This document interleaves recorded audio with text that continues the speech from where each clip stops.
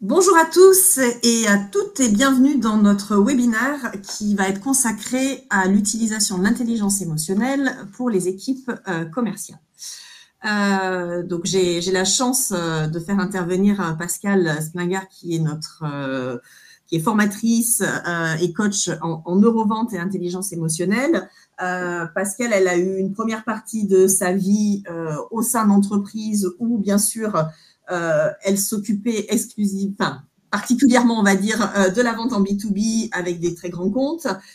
Forte de cette expérience, elle a basculé de l'autre côté pour accompagner les équipes des commerciaux et leur apprendre à faire dire oui aux clients grâce à cette influence et à cette intelligence émotionnelle que les commerciaux peuvent mobiliser. Donc, on va voir pendant, on va dire, 50 minutes à peu près comment justement on peut utiliser l'intelligence émotionnelle comme un pouvoir au service donc de la force de vente. Et on gardera un petit peu de temps à la fin pour faire des questions-réponses. Alors, nous, le groupe Igencia Éducation et à la formation continue, c'est un sujet que l'on a souhaité porter à la connaissance de tous. On intervient sur 3 domaines particuliers qui sont des formations en management, en RH et pour les commerciaux et autour de la relation client. Et fort de ce que l'on entend auprès de nos commanditaires, que ce soit des DRH, des DG ou des directeurs commerciaux, on se rend compte que ce qui maintenant est important, c'est d'être différenciant, d'accompagner en tout cas les équipes de vente sur la vente par la valeur et se différencier par rapport à la concurrence. Donc, c'est en ce sens que l'on a souhaité partager avec vous cette expérience, en tout cas l'expérience de Pascale, et qu'elle vous explique comment on peut mobiliser cette intelligence émotionnelle. Donc, je lui laisse la parole et on interagira tout au long de ce webinaire. Merci Elodie. Déjà, bonjour à toutes et à tous. Et en effet, j'aurais plaisir à vous parler d'un sujet ô combien complexe aujourd'hui et finalement assez nouveau qu'est l'intelligence émotionnelle et comprendre surtout en quoi cette intelligence émotionnelle est un super pouvoir au service de la force de vente, comme a pu le dire Elodie. Alors tout d'abord, on va démarrer avec un constat assez fort puisque 3 chiffres vont illustrer ce constat. 35 000, c'est quoi? Dites-vous que 35 000, c'est le nombre de décisions que prend notre cerveau en moyenne par jour. Chaque matin, quand vous vous levez, ce compteur retombe presque à 0 et finalement, votre cerveau doit prendre 35 000 décisions par jour. Seulement moins d'1% d'entre elles sont prises de façon rationnelle et logique. C'est-à-dire que plus de 19% de nos décisions sont prises de façon irrationnelle, de façon intuitive, tout simplement parce que notre cerveau, c'est une espèce d'énorme disque dur. Et si on l'amène à réfléchir sans cesse, qu'est-ce qu'il fait? Il grille. Et enfin, 90%, c'est vraiment le chiffre sur lequel je veux attirer votre attention aujourd'hui et qui est clairement le fil rouge finalement de ce webinaire. 90%, dites-vous bien que c'est une statistique qui relève des ventes échues. Aujourd'hui, 90% de nos ventes perdues sont perdues à cause de nos comportements et de nos attitudes. Nos offres, nos prix n'ont rien à voir avec le fait que l'on perde une vente, ou en tout cas pas plus de 10% du temps.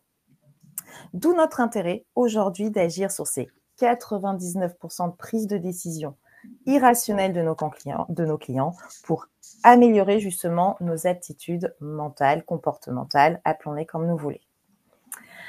Tout d'abord, pour démarrer aussi dans ce constat, il faut se dire qu'aujourd'hui, qu'est-ce qu'on rencontre le plus de nos clients? Qu'est-ce qui nous dérange le plus? Ce sont les objections.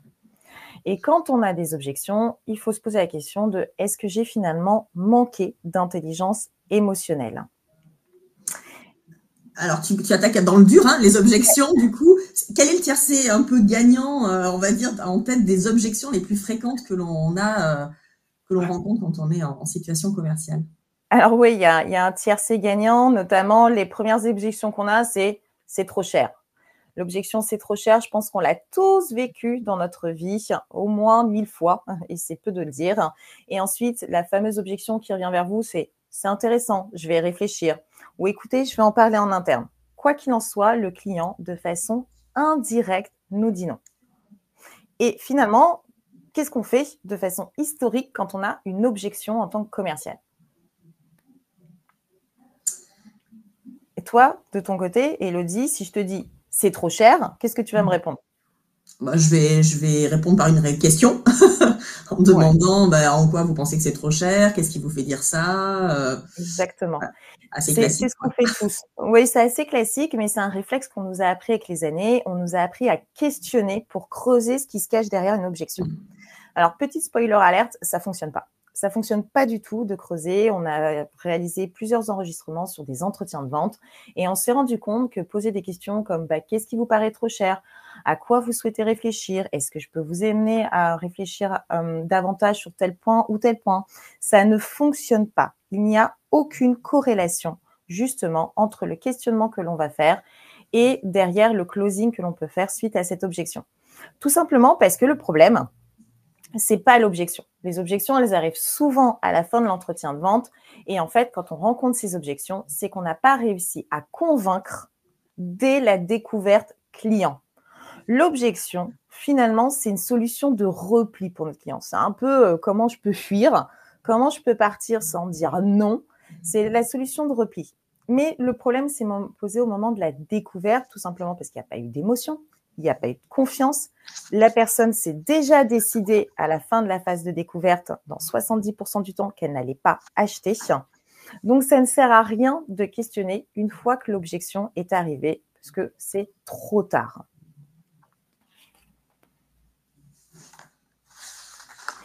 Et pourquoi c'est trop tard? Tout simplement parce que les objections sont de l'ordre de l'émotionnel. Et comme on dit toujours, le cœur a ses raisons que la raison elle-même ne comprend pas.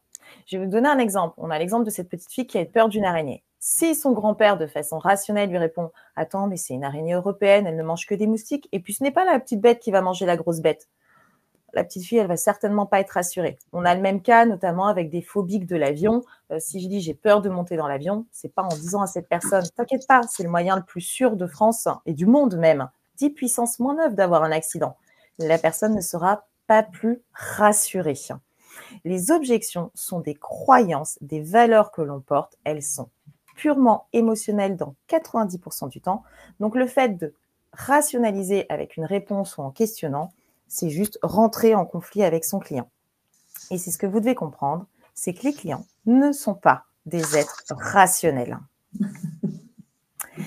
Justement, Descartes avait illustré pendant des années que nous étions des êtres rationnels, et d'ailleurs, c'est ce qui nous distinguait de l'être animal. On n'était pas seulement instinctif, nous, on avait une logique, un raisonnement.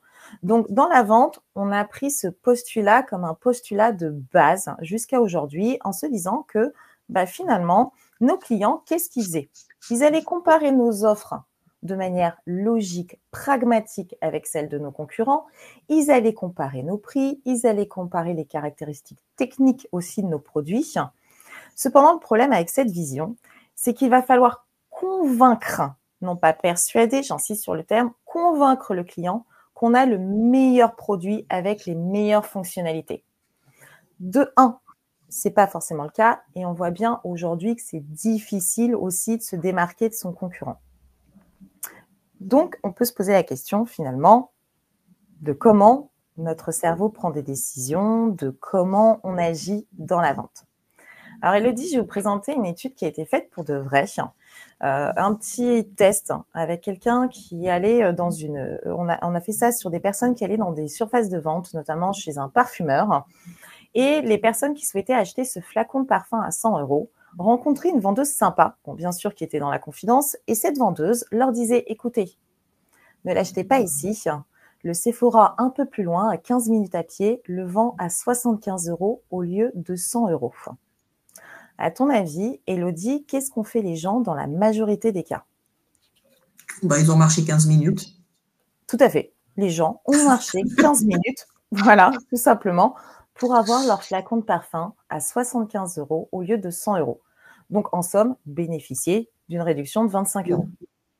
On a fait cette même étude dans un autre contexte d'achat où cette fois-ci, les clients se voyaient proposer un ordinateur portable à 1 525 €. De nouveau, le vendeur hyper sympa avec nous, qui se dit « Bon, allez, monsieur le client, je vous aime bien. Sachez que la Fnac des Ternes, à 15 minutes à pied d'ici, propose le même PC à 1 500 € au lieu de 1 525 €. » Qu'est-ce qui se Voilà, passe? je pense que je prends pas la peine de marcher. Bah, non. Rationnellement, je fais mon pourcentage de... Et voilà. Eh bien oui, on se dit que rationnellement, l'économie est plus importante sur mon flacon de parfum que sur mon ordinateur. Mais si on était vraiment rationnel, l'économie réalisée est exactement la même. Dans les deux cas, j'économise 25 €. Dans les deux cas, mon compte bancaire n'est pas débité de 25 €. Donc, d'un point de vue purement rationnel, l'économie est strictement la même pour un effort consenti exactement le même, à savoir ces 15 minutes de marche.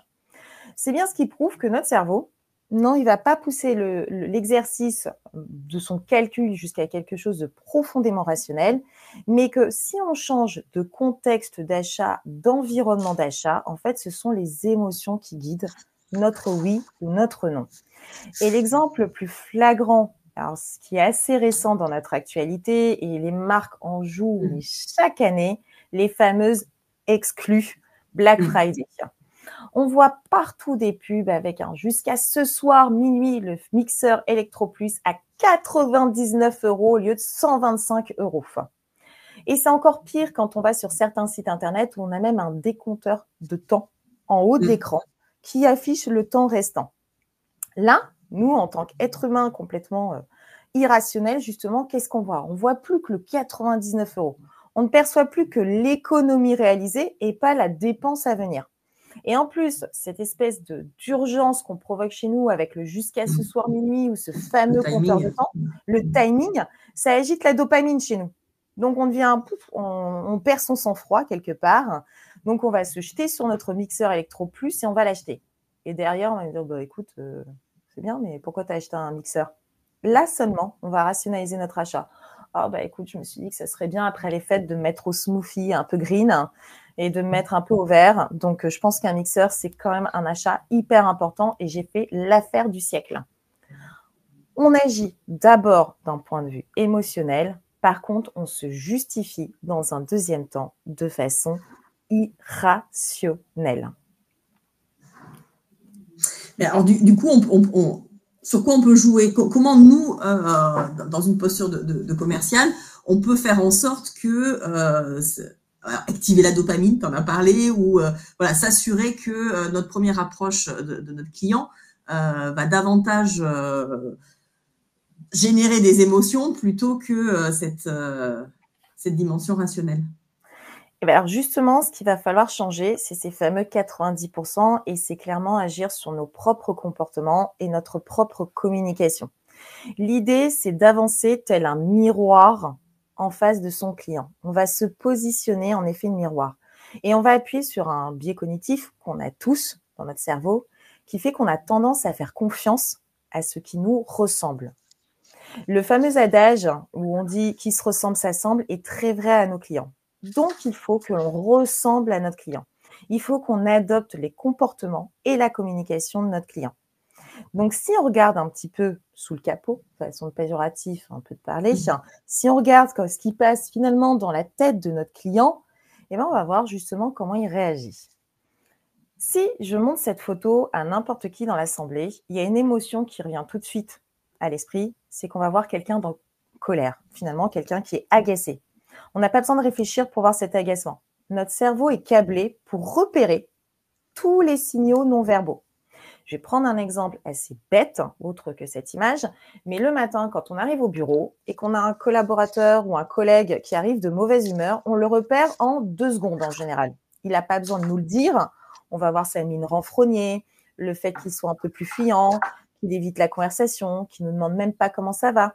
Notre cerveau repère naturellement tous les signaux de façon inconsciente. C'est pour ça qu'il faut laisser un peu de place à son intuition. Notre cerveau est câblé pour repérer les signaux non verbaux de notre interlocuteur. C'est naturel chez nous. C'est ce qu'on appelle en fait la pensée intuitive. Il n'y a pas besoin de réfléchir et c'est ce qui se passe avec nos clients. Nos clients prennent des décisions d'achat dans 85% des cas parce qu'ils sont dictés par leurs émotions. Ils laissent cette fameuse pensée intuitive dicter leur acte d'achat, leur décision. Et ça peut paraître choquant, on va se dire oui, c'est très vrai dans le B2C, mais c'est tout aussi vrai dans le B2B. ces 85% sont aussi bien vérifiés auprès d'une population cliente qui peut être un CEO, un DAF, qu'importe. Quoi qu'il en soit, nos décisions sont majoritairement, vraiment grandement majoritairement, guidées par nos émotions. Ces émotions, c'est ce qu'on appelle notre système 1 dans notre cerveau. C'est ce qu'on appelle en neurosciences notre inconscient. Et j'insiste bien en neurosciences parce qu'il y a l'inconscient de Freud dont on nous parle depuis des années, mais ça n'a strictement rien à voir. Notre système 1, c'est justement quelque chose qui est très rapide dans notre tête. C'est ce qui va nous permettre de prendre ces fameuses 35 000 décisions par jour ou presque. C'est ce qui fait qu'on ne va pas se griller d'un point de vue neuronal, qu'à chaque fois qu'on doit traverser un passage piéton, on ne va pas faire un burn-out parce qu'on se dit « Mon Dieu, qu'est-ce qu'il faut que je fasse ?» Notre système 1, il détecte tout simplement les menaces, les opportunités. Il nous permet d'économiser nos ressources cérébrales, justement, et il nous permet de réagir, soit de dire oui, spontanément, parce qu'on est conquis d'un point de vue émotionnel, soit de dire non, parce que justement, le doute s'installe. Mais en revanche, notre système 1, il est quand même pas super fiable. Il n'y a qu'à voir ce que l'on fait pendant ces Black Friday. On a tendance à acheter de façon compulsive. Et seulement après, on se dit, oh, zut, la boulette, on reçoit son relevé de compte, on se dit, j'aurais peut-être pas dû, là, le mixeur Electro Plus, c'était peut-être pas justifié. Notre système 1 est pas super fiable. Vraiment pas. La preuve, on fait souvent des blagues quand on est enfant, avec notamment une blague qu'on a pu avoir. Le père de Nadine a 5 filles. L'Anna, l'année, l'Annie, l'anneau. Comment s'appelle la 5e? La nu. On a eu le cas aussi quand on dit à quelqu'un comment on dit nouveau en anglais. New, comment on dit nouveau en anglais. New, quelle est la capitale des États-Unis? New York. Non, c'est une erreur. Ça, c'est notre système 1 qui réagit de manière instinctive et qui donne la réponse en tout premier lieu. Sauf que notre système 1, quand il se dit la réponse est peut-être un peu trop facile, il y a un piège. Il y a un truc qui n'est pas très clair là-dedans. Là, le système 1 s'arrête. Il se met sur off. Et cette fois-ci, c'est notre raison et notre logique qui se met à réfléchir. Donc, en gros, dès qu'un client s'aperçoit que la réponse est trop facile, que c'est peut-être trop évident, ting, ting, ting, ting, ting, il a des alertes qui s'allument là-haut et qui se dit qu'il doit y avoir un piège. Il arrête son système 1, il coupe son système émotionnel pour laisser le système 2 agir. Et quand on active le système 2, qu'est-ce qui se passe? On doute. On doute, on perd de la confiance. En plus, c'est lent, c'est pas automatique. Ça demande beaucoup de ressources mentales, c'est épuisant pour nous. Donc, on dit non, car c'est plus facile de dire non, je vais réfléchir, c'est trop cher et de fuir. D'ailleurs, un petit test avait été fait auprès de juges qui prenaient des décisions sur des instructions d'affaires. En début de matinée, là où le système 1 est tout frais, finalement, les verdicts étaient plus positifs. En fin de matinée, là où les gens sont épuisés, ont besoin de manger tout simplement, de refaire le plein en sucre ou autre, la glycémie baisse, et le non, les verdicts négatifs étaient plus fréquents. Donc vraiment, ce système 1 et ce système 2 sont deux systèmes qui cohabitent, mais nous, le but du jeu, c'est qu'on active justement majoritairement ce système 1 pour éviter le doute, éviter la perte de confiance chez nos clients et donc éviter ces fameuses objections et une vente par conséquent non conclue. Ça veut dire qu'il faut prendre rendez-vous plutôt le matin avec ses clients? Et complètement. Mais complètement. D'une manière générale, il vaut mieux prendre rendez-vous plutôt le matin avec ses clients qu'en fin de matinée. Pas tout de suite après l'heure du déjeuner parce que potentiellement, il sera moins à l'écoute. Et comme je dis toujours, si vous voyez que vous êtes en fin de matinée, c'est bête, mais venez avec un sachet de chouquettes. Le sucre refait remonter la glycémie et finalement réactive naturellement notre pouvoir de concentration. Mais d'une manière générale, faire attention à ces moments de prise de rendez-vous, c'est déjà un premier levier pour être sûr que la personne soit moins enclin à dire non, parce que non, c'est la réponse facile quand on doute. Et vous le verrez dans vos futurs entretiens de vente, pour analyser un petit peu la situation. Dites-vous pourquoi il a dit non et de repenser, de faire une espèce de rétro-engineering de ce qui a été dit et de ce qui a été fait. Pourquoi vos ventes n'ont pas abouti? C'est parce que d'une manière générale, vous allez voir que plus vous avez donné à réfléchir à votre client, moins il était enclin à vous faire confiance et moins il était enclin à vous dire oui. Donc la première règle d'or pour aujourd'hui, c'est de se dire qu'il faut se focaliser sur le système 1 de nos clients. Le système 2 fait radicalement chuter les ventes. C'est systématique, d'ailleurs on peut même dire des mathématiques, mais donc focalisez-vous sur ce système 1, focalisez-vous sur ces émotions. D'où l'intérêt de développer la confiance avant tout chez notre client. Pour développer des émotions chez son client, il faut que notre client nous fasse confiance. Et l'intelligence émotionnelle nous permet de développer à la fois ce côté confiance et par conséquent ce levier émotionnel chez nos clients. Et l'intelligence émotionnelle, c'est quoi? C'est vraiment une question qu'on me pose souvent aujourd'hui parce qu'on a l'impression que l'intelligence émotionnelle, c'est un petit peu, comment dire, cœur sur ton cœur, client, on s'aime, on vit dans un monde de bisounours, mais pas du tout. L'intelligence émotionnelle, c'est déjà la capacité d'une personne à reconnaître ses propres émotions, ses propres sentiments et donc, de fait, de reconnaître aussi celles des autres, ce fameux effet miroir. Le but du jeu, quand on a une intelligence émotionnelle très développée, c'est de guider sa pensée, notre pensée en tant que force de vente, nos comportements en tant que force de vente, afin de communiquer et d'interagir de manière efficace et optimale avec son client.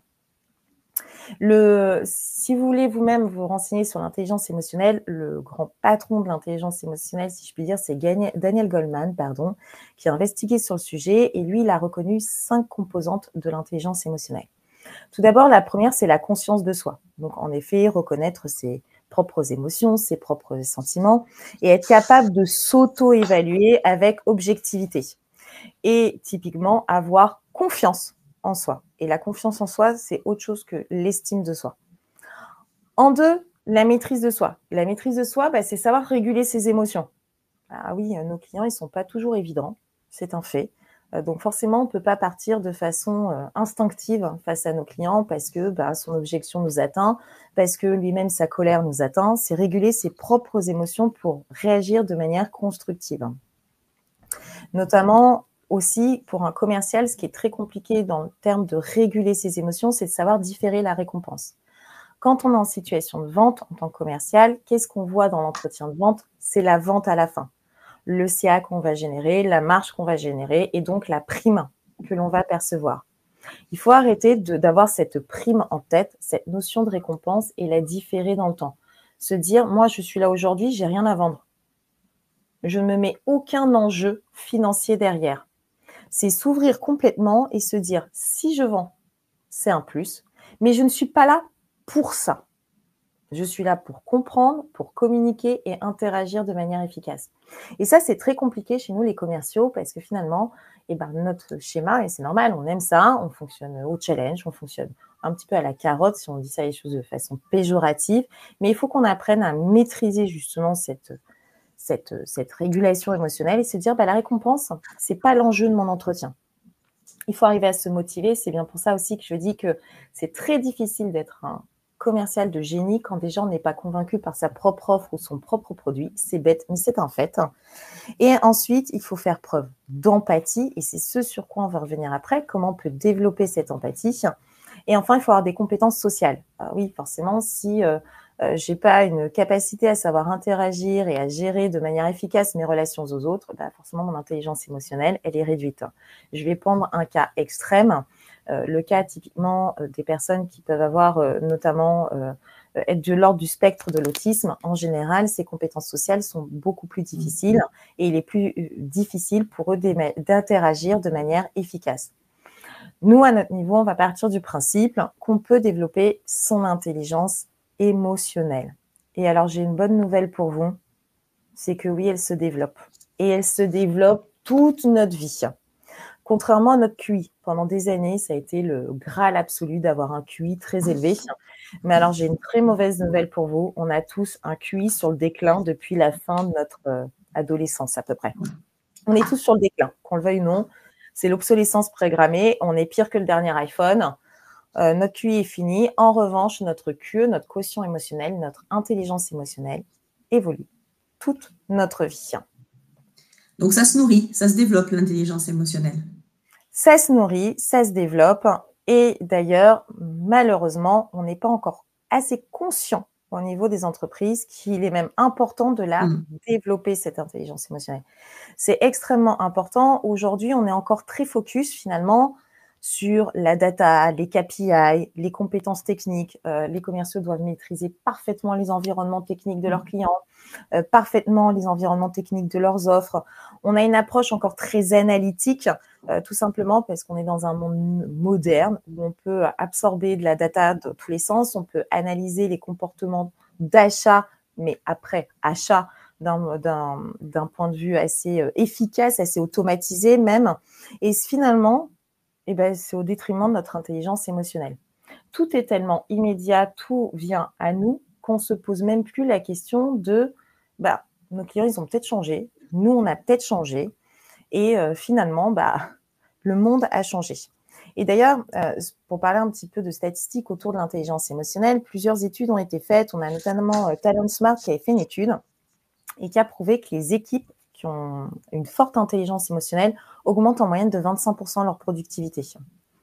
De même, Harvard Business Review, qui avait fait un très très bon article sur l'intelligence émotionnelle, a montré que les entreprises qui forment à l'intelligence émotionnelle, donc à développer ses capacités émotionnelles, aujourd'hui ont une augmentation de la satisfaction client de l'ordre de 20%. C'est pareil sur les performances commerciales. Sanofi a formé ses commerciaux à l'intelligence émotionnelle et les premiers formés avaient déjà des résultats 12% supérieurs à leurs pairs. Donc, il y a vraiment une urgence à s'adapter à nos clients. Et pourquoi aujourd'hui ça devient urgent? Parce que nos clients, il ne faut pas se leurrer, ils ont accès à tout. Mais ils ont accès à tout. Il y a quelques années en arrière, nous, les commerciaux, on était finalement un peu les prédicteurs de l'avenir. On leur donnait un max d'informations, disposer nous-mêmes de l'information, des tendances du marché, de ce qui allait se faire demain, de ce qu'il y avait de mieux, de ce qui existait mieux.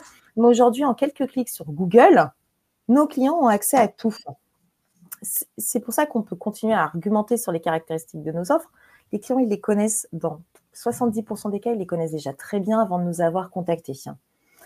Et donc, aujourd'hui, on cherche à convaincre avec des arguments rationnels, alors que la décision d'achat, finalement, elle est prise souvent en amont. On a déjà été comparé à nos concurrents, on sait à peu près ce que fait Egencia versus un autre organisme de formation. On a déjà une idée plutôt préétablie, et c'est pour ça que qu'est-ce qui se passe dans nos négociations? On se fait prendre dans un corner prix, finalement, et on se retrouve tous à devoir négocier notre prix et aller au plus offrant, et c'est celui qui fera la meilleure offre d'un point de vue tarifaire qui gagnera une affaire. Maintenant, on n'a pas envie tous de réduire notre marge, on n'a pas tous envie de renoncer même à notre marge et de devoir limite vendre à perte pour signer avec un client.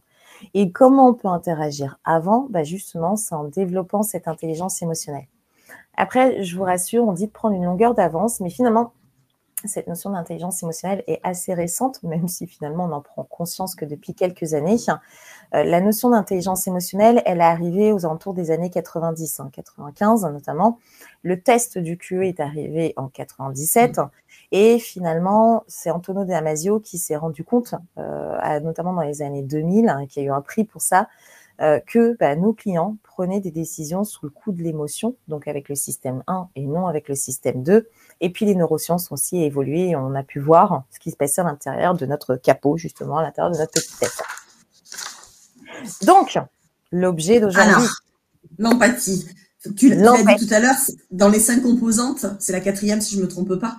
Exactement. On est d'accord sur l'intelligence émotionnelle. On a parlé de la confiance qui est quand même aussi extrêmement importante. Et je pense que c'est quelque chose que les commerciaux savent entretenir. Mais alors, cette empathie, concrètement, de manière pratico-pratique, comment ça se développe? Comment on l'entretient? Comment on arrive à être quelqu'un d'empathique Oui. Alors, on peut devenir quelqu'un d'empathique. Oui, ça se développe en effet. Tout d'abord, on va le voir après de manière vraiment pratico-pratique avec un exercice à faire sur vos prochains rendez-vous clients. Mais donc, développer son empathie, déjà, c'est développer son écoute attentive et non active. Typiquement, depuis des années, on nous dit il faut avoir une écoute active. Il faut reformuler ce que dit notre client pour voir si on a compris. L'écoute attentive, c'est quoi? C'est écouter avec ses oreilles, mais écouter aussi avec ses yeux, donc capter ces fameux signaux faibles et faire confiance à son intuition. C'est reformuler ce qu'a dit le client, mais reformuler avec ses mots. Si un client me dit quel est le montant de l'investissement pour acquérir une formation auprès d'Igencia, je ne vais pas lui dire notre prix est de… Non, investissement ne veut pas dire prix. Quand je parle de défi, je ne parle pas de challenge. Donc, c'est reformulé avec des mots qui sont les mots de notre client qui vont le laisser dans sa propre émotion. Un mot, c'est une émotion, c'est une image mentale. C'est aussi se mettre à la place du client, donc la définition même de l'empathie, c'est-à-dire comprendre ses dilemmes, ses choix, ses émotions et de mettre de côté son propre point de vue. Notre client, s'il a cette objection-là, s'il ne croit pas à ça, c'est pas parce qu'il est, entre guillemets, il n'a pas compris ce qu'on lui a dit, qu'il est potentiellement, entre guillemets, bête dans sa réflexion. Non, on va se mettre à sa place. Il a forcément quelque chose qui, de son point de vue, fait qu'il évoque ça aujourd'hui. Donc, on le sait très bien, poser des questions ouvertes.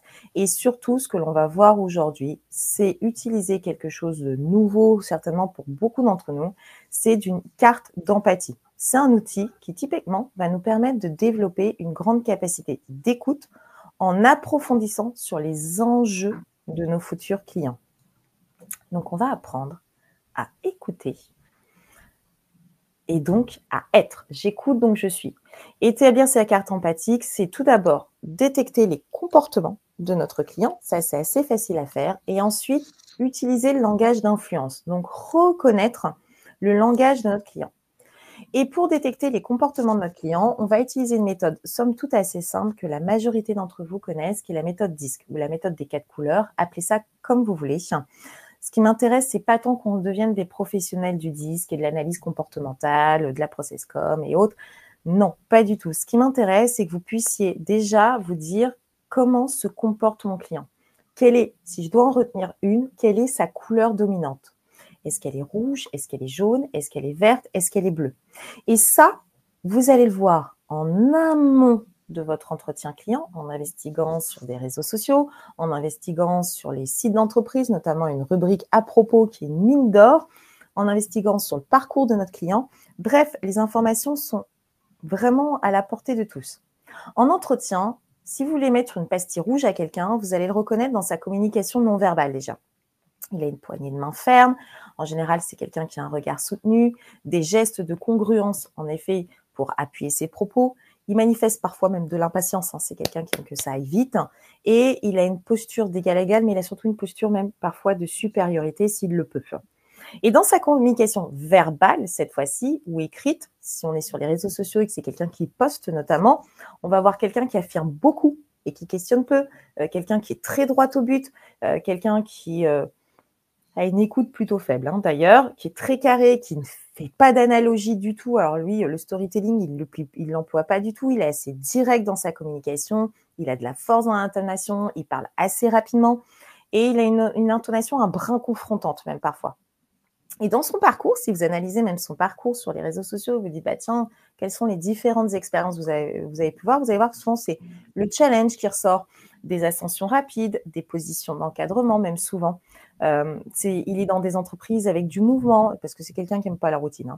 Il est dans des entreprises qui portent des valeurs fortes comme l'excellence, l'innovation, la stratégie, leader, responsabilité, autonomie. Donc le rouge, déjà, on va le reconnaître assez facilement.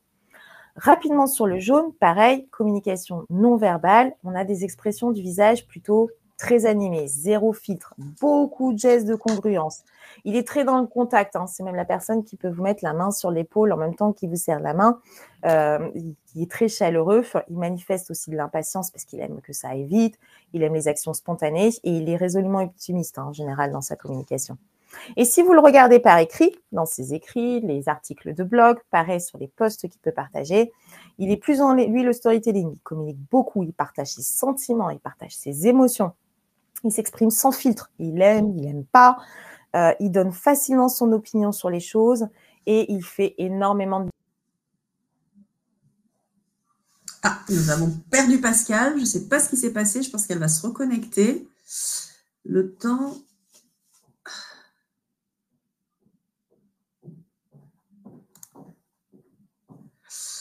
je vais voir avec mon… Alors, mon assistant, Damien, help. Je vais faire un petit interlude. Elle est en ligne. Bon. Ah, mais ça y est, tu es à nouveau avec nous. Mais il faudrait Oui, repartager du coup. Pas besoin je d'appeler partage. mon assistant Webikeo. Hop, non, c'est bon. Moi, je partage. J'ai été exclue de la réunion. C'est extraordinaire. Donc, C'est le normalement, live, ça. Voilà. c'est Nous le en live, étions c'est les aléas du direct. au Donc, I de on est l'influence de voilà, sa au i de communication l'influence. verbale. Et c'est pareil, c'est quelqu'un, en général, on l'aime bien. Alors, est-ce que vous voyez mon écran pour le coup? Oui, complètement, c'est bon. Eh bien, parfait. C'est quelqu'un qui, pareil, on l'aime beaucoup en rendez-vous client en général quand on est commerciaux parce qu'il parle beaucoup, il est très volubile, donc on se dit ah, il est sympa, il m'aime bien, j'ai une bonne accroche. Bah oui, forcément, il fait beaucoup de digressions. Et dans son parcours, c'est pareil, c'est quelqu'un qui change beaucoup, qui aime les entreprises qui ont plutôt des notions de diversité, d'inclusion, de communication ouverte, de management horizontal, de collaboration, on les reconnaît assez facilement. Le plus discret, finalement, à détecter, celui que vous aurez du mal à reconnaître au niveau comportement, c'est plutôt notre vert, qui, lui, a un contact visuel plutôt irrégulier, non soutenu en tout cas, qui a une poignée de main plus douce, il est plus patient, plus calme, plus introverti, il a une posture décontractée, il est très dans l'écoute. Donc, c'est sûr que c'est dur de le faire s'exprimer. Il a un discours posé, plus lent, il est peu dans de l'intonation, il écoute plus qu'il ne parle d'ailleurs. Et lui, il a besoin de preuves sociales. Typiquement, c'est quelqu'un qui va être très demandeur de statistiques, de vos autres clients, qu'est-ce qu'ils ont fait, qui a adhéré, qui sont ceux qui ont acheté auprès de chez vous. Il est très sensible à la preuve sociale, mais il va garder ses opinions et ses sentiments pour lui, parce que d'ailleurs, d'une manière générale, il se fie à son entourage pour prendre une décision. Dans son parcours, vous verrez, si vous analysez son parcours de près, son expérience, son parcours au niveau professionnel, c'est quelqu'un de plus prudent, qui a une ascension plutôt pas à pas, et qui n'est pas forcément d'ailleurs dans une posture managériale, et qui travaille souvent au service d'eux. C'est vraiment quelqu'un qui a le sens du collectif avant tout, très collaboratif. Donc, il travaille souvent au service d'eux. Donc, il va souvent d'ailleurs évoquer les personnes pour qui il fait l'achat et les conséquences que ça peut avoir sur les personnes pour qui il fait cet achat. Et lui, si on regarde les valeurs des entreprises en général qu'il affectionne, c'est les entreprises qui vont prôner le respect, la responsabilité sociale, sociétale, la sécurité, le sens du service. On le reconnaît aussi facilement là-dedans. Enfin, notre dernier, si on doit coller une petite gommette bleue sur le comportement de notre interlocuteur afin de se calquer à lui, on a cette personnalité bleue qui a un regard non soutenu, pour le coup, pareil, potentiellement irrégulier, qui fait peu ou pas de gestuel. C'est quelqu'un qui est plutôt pareil, dans une posture assez distante, contrôlé en tout cas et très mesuré, et qui a un contact peu chaleureux. Il peut même se montrer un peu froid. C'est pas parce qu'il ne vous aime pas, il faut pas le prendre pour soi, c'est une manière d'interagir. Dans sa communication verbale, typiquement, il est très point à point. D'abord, on a ça, ensuite, on a ça, et il accorde une grande importance, même si on dit qu'on va lui faire agir sur l'émotion, lui, il accorde une grande importance à tout ce qui est fait, statistique, preuve. C'est pareil, vous pouvez y aller à la fin pour finir de le persuader, de lui proposer des statistiques sur la fiabilité de votre produit, sur les retours sur investissement qui ont pu être faits, sur les statistiques de satisfaction client. Vous pouvez y aller, ça le rassurera et il aime ça. Il est plus formaliste que conformiste d'ailleurs. Et pour le coup, il ne partage pas ses sentiments, ne partage pas ses émotions, très peu. Et dans son parcours, en général, il est sur des postes qui demandent une grande approche cartésienne des choses. Si on doit vraiment caricaturer le trait, si je suis comptable, en général, j'ai une approche très cartésienne des choses. Il y a une forte probabilité pour qu'il y ait une dominante bleue sur ce type de profession. On prend des hypothèses qu'on valide après en rendez-vous, bien sûr. On ne tombe pas non plus dans la caricature. Ce sont des gens qui... Ouais, je trouve que c'est vachement intéressant parce que là, tu parles de la préparation finalement de rendez-vous. Oui. Bon, en tout cas, rentrer dans la confiance avec la personne que l'on va avoir en face à face. Donc, il y a quand même pas mal de signaux qui peuvent te donner des indications. Et tu transformes l'essai lors du premier contact en observant Exactement. et en ayant tous tes signaux, toutes tes antennes sorties pour voir quels sont les comportements, l'utilisation des mots, la posture, etc. Exactement. C'est tout à fait ça. On prend des hypothèses en investiguant avant le rendez-vous et les supports sont multiples. Il suffit de googliser, comme on dit, du nouveau verbe googliser son client pour avoir une mine d'informations sur lui. Et après, j'ai plein de personnes qui vont répondre « Oui, mais Pascal, moi, des fois, j'ai des clients, je vois rien. Ils publient pas, ils mettent pas de post sur les réseaux sociaux, ils n'ont jamais écrit un article de blog. ils n'ont jamais exprimé une opinion sur quoi que ce soit, bah, dites-vous que déjà, quelqu'un qui ne s'exprime pas, ça en dit long sur elle. Voilà, c'est déjà beaucoup. C'est déjà une bonne hypothèse, mais en effet, comme tu le dis, c'est ce qu'on voit avant son rendez-vous, mais qu'on va valider lors du rendez-vous. C'est pour ça qu'il est bon d'arriver neutre, de se dire, OK, j'ai ça en tête, mais j'arrive neutre et je sors toutes mes antennes, j'écoute attentivement les yeux, je fais confiance à mon intuition, comment je le perçois, comment je le ressens. Là où ça va nous demander beaucoup plus de facultés, c'est pendant le rendez-vous. Et c'est pour ça que normalement, un vrai rendez-vous de découverte, c'est épuisant parce qu'il va falloir vraiment tendre l'oreille parce qu'on va identifier quels sont les mots cette fois-ci qu'utilise notre client. Quels sont ces mots puisque demain, ça va être mes mots. Quand je vais lui parler, je vais réutiliser les mots de mon client. Alors, ça ne veut pas dire agir comme un perroquet, hein. Ça ne veut pas dire que je vais répéter bêtement ce que vient de dire mon client sans intérêt, pas du tout. On va utiliser en fait trois filtres de notre client qui viennent de la PNL, mais on s'en moque. Le but, c'est pas d'être expert à nouveau de la PNL et d'être des pros, des métaprogrammes. On va juste utiliser trois filtres de notre client. Le premier filtre de notre client, c'est déjà comment il se motive. Est-ce que c'est quelqu'un qui se motive en voulant aller vers quelque chose? C'est-à-dire qu'il parle de ce qu'il souhaite obtenir, il parle de ce qu'il souhaite réussir, gagner ou voir arriver. Ou est-ce qu'on a un client qui veut s'éloigner d'une situation? Il parle d'éviter une situation, d'une crainte, d'une peur de laquelle il veut s'éloigner. Écoutez bien ça, vos clients veulent soit aller vers un objectif ou soit s'éloigner d'eux. Vous allez voir, vos clients, quand ils ont un besoin ou un enjeu, c'est soit aller vers, soit s'éloigner d'eux. Typiquement, je vais citer un exemple un peu futile comme ça, mais aller vers, c'est un client qui va me dire, grâce au contrat avec votre société, je vais obtenir moi une promotion en interne. C'est certain, je vais gagner en crédibilité auprès de mes pairs et la promotion va m'être accordée. Ou à l'inverse, si je suis éloignée d'eux, je vais dire, grâce au contrat avec votre société, on va abandonner nos anciennes pratiques et notre routine et ça va nous permettre d'avancer. Voyez la nuance, à quel point il faut tendre l'oreille. Et notez-vous quelques questions pour voir si votre client il est plutôt aller vers ou s'éloigner d'eux. Posez une question type qu'espérez-vous, pardon, je suis fatiguée. Pareil, on est en fin de matinée, il me faut mes chouquettes. Qu'espérez-vous réaliser avec ce projet? Qu'attendez-vous de notre présentation? Ou qu'est-ce qui est important pour vous? Ce sont des questions qui ne sont pas du tout influencées et vous allez voir quel langage utilise votre client. Est-ce qu'il veut attendre quelque chose ou est-ce qu'il veut fuir quelque chose? En fonction de ce premier filtre, vous allez adapter votre proposition à votre client. Vous allez lui permettre soit d'atteindre, d'obtenir, gagner, décrocher, inclure, réussir quelque chose, ou vous allez lui proposer plutôt d'éviter, prévenir, éliminer quelque chose. Ça, c'est un premier filtre qui est hyper fort et vous allez voir que vous allez développer votre empathie rien qu'en développant ce filtre et vous allez pouvoir adapter votre langage et donc rester dans l'émotion de votre client. Le deuxième filtre, c'est comment votre client se décide. Est-ce qu'on est quelqu'un qui est à fond sur les options? Plus il y a d'options, mieux c'est. Ou est-ce qu'on est sur quelqu'un qui aime la procédure, les choses très carrées, le très pas à pas? Exemple, si je suis sur les options, ça va être, j'ai choisi votre entreprise car il y avait plus de souplesse dans l'offre. Je pouvais déclencher des options et choisir ce qui me convenait en fait réellement.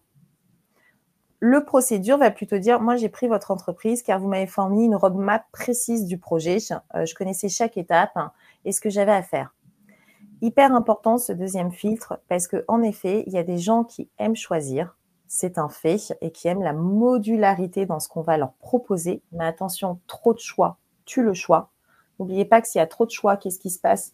Le système 1 s'arrête, c'est le système 2 qui prend le relais, il va devoir réfléchir. Donc, limitez-vous à 2 options en général, maximum 3. Ou alors, est-ce que j'ai un client qui va aimer la clarté, qui a besoin de pas savoir pourquoi il va acheter, mais comment on va réaliser la prestation à ses côtés? Comment on va le faire? Donc, pareil, vous pouvez l'identifier facilement en rendez-vous, ce deuxième filtre. Qu'est-ce qui fera que vous préférez une offre à une autre? Vous allez voir si la personne va vous parler d'options ou de la clarté, de la meilleure façon d'obtenir quelque chose. C'est ça, pas à pas. Pourquoi travaillez-vous avec ce fournisseur aujourd'hui et depuis tant d'années? Qu'est-ce qui fait que vous avez sélectionné ce fournisseur? Ces 2 simples questions vont vous orienter à savoir est-ce que mon client a besoin d'options ou est-ce qu'il faut plutôt que je l'emmène sur quelque chose de très didactique, un peu plus procédurier? La meilleure façon pour vous, monsieur le client, d'obtenir cela est de faire d'abord ça, puis ça. Et enfin, dernier filtre sur lequel vous allez développer justement votre écoute attentive et donc votre empathie, c'est savoir si votre client est de l'ordre de l'interne ou de l'externe. En gros, est-ce qu'il se décide seul ou est-ce qu'il se décide avec les autres? Est-ce que c'est quelqu'un qui a besoin, une fois votre rendez-vous passé, pour de vrai, de réfléchir et de solliciter des pairs en interne? Ou est-ce que c'est quelqu'un qui, quand il vous dit « j'ai besoin de réfléchir », en fait, c'est faux, il n'a pas besoin de réfléchir, il décide tout seul, donc c'est tout réfléchi. Et ça, vous allez le voir, les personnes qui sont internes, en général, elles se décident seules, c'est sûr. Elles savent mieux que tout le monde ce qui est bien pour eux. Et elles résistent d'ailleurs quand on leur dit quoi faire. C'est des personnes, si vous dites, vous savez, monsieur le client, pour vous, il serait mieux de faire ça. Surtout pas. On va opter plutôt pour du langage de la suggestion. Vous savez, vous seul, vous ferez votre propre avis. Je peux vous suggérer 2. Mais là, pour le coup, on peut se permettre de rebasculer sur de la suggestion. Dites-vous bien, un petit conseil, c'est que souvent, quand vous avez collé une grosse pastille rouge sur votre interlocuteur, il y a de grandes chances qu'il soit très orienté interne dans sa prise de décision, donc il la prendra seul, il n'aura besoin de recours auprès de personne, et faites très attention de ne pas lui donner des conseils, mais de lui suggérer les choses. Pareil, les gens qui sont orientés externes, cette fois-ci, eux ont besoin de l'avis des autres. Ils ont besoin de solliciter les autres. Ils ont besoin d'avoir des témoignages clients. Si vous leur dites, tiens, tel client a choisi telle option parce que justement, ça a fonctionné pour lui, ça a donné ça, il va adorer. N'hésitez pas à emmener des gens aussi dans la prise de décision avec lui. Des questions simples pour repérer si la personne est plutôt interne ou plutôt externe, c'est par exemple, qui sollicitez-vous pour prendre une décision ou simplement faire un choix? Et bien là, vous avez en général la réponse qui est servie sur un plateau d'argent. Ou comment saurez-vous que vous avez fait le bon choix? Là, en général, vous avez la réponse qui est servie sur un plateau d'argent. Donc, si on a quelqu'un de l'interne, pour rappel, on utilise le langage de la suggestion. Faites selon vous, monsieur le client. Testez, vous ferez votre propre opinion. Alors que si on a quelqu'un sur l'externe, si vous voulez développer votre empathie, vous allez dire, voilà les témoignages clients, voilà les avis que vous allez solliciter, voilà ce que les autres ont apprécié chez nous. L'idée, pour développer son empathie, vous l'aurez bien compris, c'est que c'est un travail vraiment de minutie au démarrage. C'est pas forcément naturel pour nous tous, mais c'est de prendre le temps de préparer chaque rendez-vous, faire sa carte empathique, donc de comprendre quel est le comportement de mon client, quelle comète je peux coller en prenant des hypothèses que je vais valider en rendez-vous. C'est aussi adapter donc son comportement. N'oubliez pas ce fameux effet miroir. Si j'ai quelqu'un qui a une posture plutôt haute, je vais me mettre sur la même posture que lui. Si j'ai quelqu'un qui a une posture basse, je vais aller le rechercher sur sa posture. En revanche, attention, juste un point d'alerte, les émotions sont contagieuses. Donc, si vous avez quelqu'un plutôt de mou en face, d'avachi comme ça, et qui est là, oui, oh, vous savez, je sais pas, n'hésitez pas à monter d'un cran cette fois-ci votre énergie. Vous le ramènerez avec lui sur un même niveau d'énergie. C'est ça de l'empathie aussi. C'est adapter soi-même son énergie en fonction de son client. Et derrière, on va adapter sa communication avec ces 3 fameux filtres qui vont garder la personne dans sa propre émotion, la laisser dans son système 1, mais ça suppose d'avoir une écoute attentive vraiment intense, de poser des questions clés et non influencées et d'adapter son langage derrière. On ne fait pas le perroquet, on va utiliser un champ lexical qui va être plutôt gagné, s'éloigner d'eux, options, procédures, internes ou externes.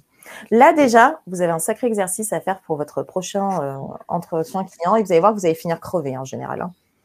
Donc, la seule règle que l'on peut dire pour conclure en tout cas ce webinaire, c'est de dire qu'on avait une règle d'or tout à l'heure qui était de se dire il faut rester sur le système 1 de notre client, donc activer ses émotions. Mais la vraie règle de platine, si vous voulez développer votre intelligence émotionnelle et tout particulièrement votre empathie sur un rendez-vous client, c'est d'arrêter avec cette habitude qu'on a depuis qu'on est tout petit, à l'inverse. Ne fais pas aux autres ce que tu n'aimerais pas qu'on te fasse. Ouais, ok, c'est déjà pas mal. Mais c'est plutôt traiter les autres comme eux ont besoin d'être traités, pas comme vous aimeriez être traités.